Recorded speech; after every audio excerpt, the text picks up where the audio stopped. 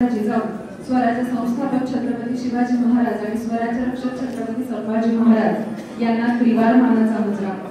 सन्माननीय व्यासपीठावरील सर्व सन्माननीय व्यक्ती, माझ्या समोर उपस्थित असलेले बरेचसे शिक्षक वर्ग, काही विद्यार्थी, विविध क्षेत्रामध्ये काम करणारे, काही राजकारणात काम करणारे, समाजकारणात काम करणारे, आध्यात्मिक कारणात काम करणारे, असे सगळेच तुम्ही आज या कार्यक्रमाला उपस्थित आहात। तुम्हा सगळ्यांना नमस्कार। सुरुवातीलाच सांगेन की आज एका मुख्याध्यापिकेचा कार्यक्रम आहे, त्यामुळे काही चुकलं तर पोटात घालून घ्यावं माझी चूक। आजचा दिवस तसं म्हणायला गेलं तर मला असं वाटतं की थोडासा भावनिक असायला हरकत नाही, कारण आता एका मॅडमनी भाषण केलं आणि मला असं वाटलं की ते आता रडतायत की काय। तर कुठल्याही शिक्षकाचा हा दिवस हा तितकाच भावनिक असतो, कारण सातत्याने 37 वर्ष काम करणं आणि आता थांबायचंय। आता उद्यापासून मला नेमकं काय करायचंय हाही प्रश्न तुमच्या मनात आलाच असेल, पण मला माहिती आहे खऱ्या अर्थाने ज्यांच्या रक्तामध्ये शिक्षण असतं तो माणूस कधीच थांबत नाही। मला असं वाटतं की हा तुमचा पूर्णविराम असूच शकत नाही, हा तुमच्या कामाचा स्वल्पविराम आहे। कदाचित इथून पुढच्या काळात समाजासाठी तुमच्यासारख्या शिक्षिकेची गरज ही कायम असणारच आहे आणि तुम्ही त्यासाठी काम कराल याची मला खात्री आहे। मला आनंद होतो अशा पद्धतीच्या कार्यक्रमाचा मी एक छोटासा भाग होणं, कारण आज ज्यांच्या समोर उभी आहे त्या एक आदर्श शिक्षिका म्हणून पुरस्कार प्राप्त शिक्षिका आहे।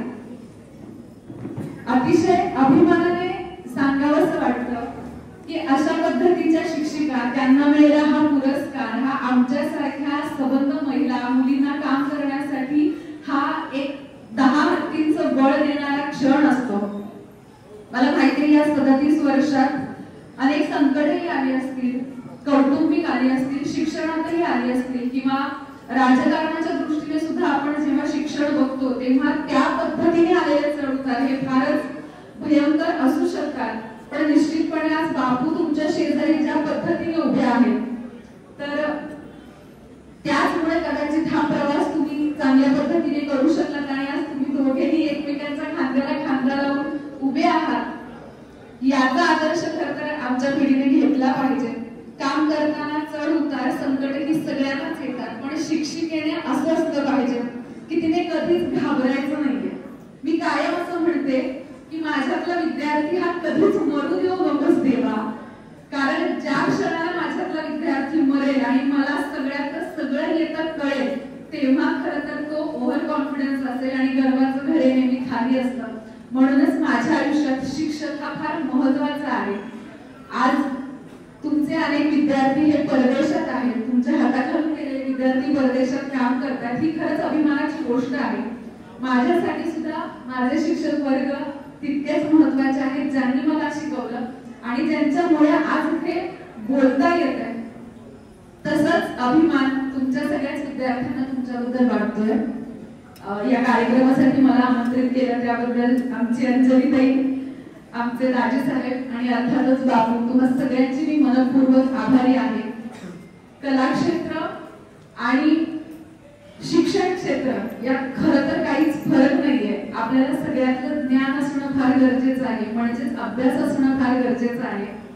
आज अभिनेत्री म्हणून तुम्हा सगळ्यांच्या समोर उपस्थित राहताना, उभी राहताना हेच सांगते की शिक्षण फार महत्वाचं आहे। आज इथे उभी आहे, मी जर कला क्षेत्राचं योग्य शिक्षण घेतलं असतं तर कदाचित आणखी 10 पावलं मी पुढे गेले असते। त्यामुळेच तुमच्यातला विद्यार्थी मरू देऊ नका। तुमच्या मुलांना शिक्षणासोबतच इतर कुठल्याही गोष्टींमध्ये प्रेम वाटत असेल, कुठल्याही क्षेत्रामध्ये जाण्याची इच्छा असेल तर तुम्ही निश्चितपणे तुमच्या मुलांसाठी ते करू शकता। एवढं बोलते आणि मी थांबते। पुन्हा एकदा या कार्यक्रमासाठी बोला।